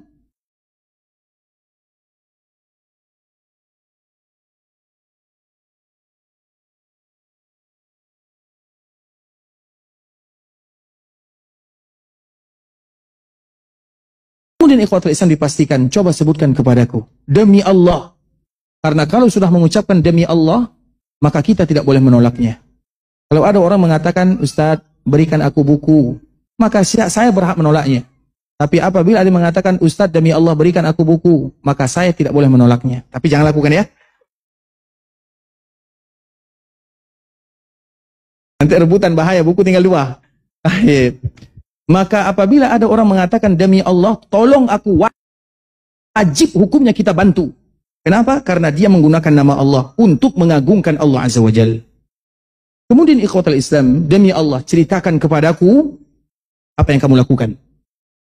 Ceritakan kepadaku apa yang kamu lakukan. Maka karena diminta dengan atas nama Allah, maka dia menceritakan, aku punya tetangga. Kemudian tetangga saya ini meninggal. Dan dia memiliki anak dan istri. Ketika dia meninggal, saya datang kepada anak dan istrinya dan mengatakan, wahai kalian aku anggap sebagai keluargaku. Sebagaimana suami kalian, suamimu dan ayah kalian memberikan nafkah, aku yang akan bertanggung jawab kepada kalian.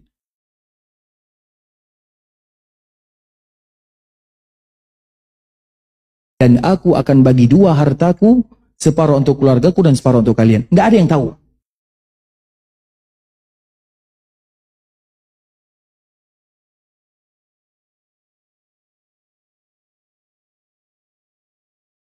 Orang menganggap dia adalah orang-orang biasa, orang kampung, orang pedalaman.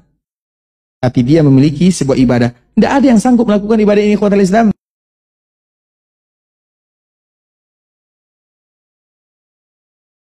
Siapa yang sanggup bagi dua hartanya? Tidak ada. Dan orang tidak tahu kalau dia yang telah menjaga istri dan anak daripada tetangga yang sudah meninggal ini.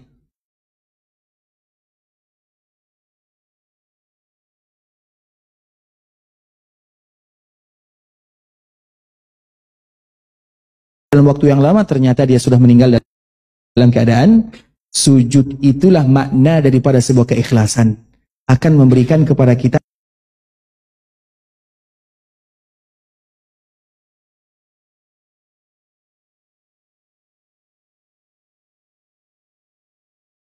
harus cerita manusia di dalam Al-Quran, karena manusia itu akan selalu sama dari zaman ke zaman. Yang berbeda itu teknologi, kecanggihan dunia akan berbeza antara satu zaman dengan zaman yang lainnya. Tapi kalau manusia sama, Allah ceritakan tentang Nabi Lut, bagaimana kaumnya menjadi kaum Luti. Banyak tidak orang yang zaman sekarang menjadi Luti? Sama. Allah ceritakan Nabi Fulan, bercerita tentang orang yang curang dalam timbangan. Banyak tidak? Sama semuanya. Sejarah cerita lama. Dan sejarah akan selalu berulang sampai hari kiamat, karena manusia itu sama. Wallahu ta'ala alam. Ikhwatul Islam, saudara kaum muslimin, para ikhwani akhwati rahimani wa rahimakumullah. Sampai di sini pembahasan yang bisa kami jelaskan. Tentu yang benar dari Allah Subhanahu wa taala, yang salah dari diri kami pribadi karena kurangnya ilmu kami, karena kebodohan, karena kejahilan, karena ketidaktahuan kami. Kami mohon dimaafkan kalau ada kata-kata yang salah, kalimat-kalimat yang kurang tepat, bahasa-bahasa yang kurang bagus, kami mohon dimaafkan. Dan semoga Allah berikan kepada kita kesempatan pada hari-hari berikutnya untuk kembali berjumpa, bersua dalam ketaatan kepada Allah Subhanahu wa taala. Kita tutup dengan doa kafaratul majlis. Subhanakallahumma bihamdika asyhadu an la ilaha illa anta astaghfiruka wa atubu ilaik. Wa sallallahu wa sallim ala nabiyyina wa habibina wa khalilina wa sayyidina Muhammadin wa ala alihi wa sahbihi wa sallam tasliman katsira. Assalamualaikum warahmatullahi wabarakatuh.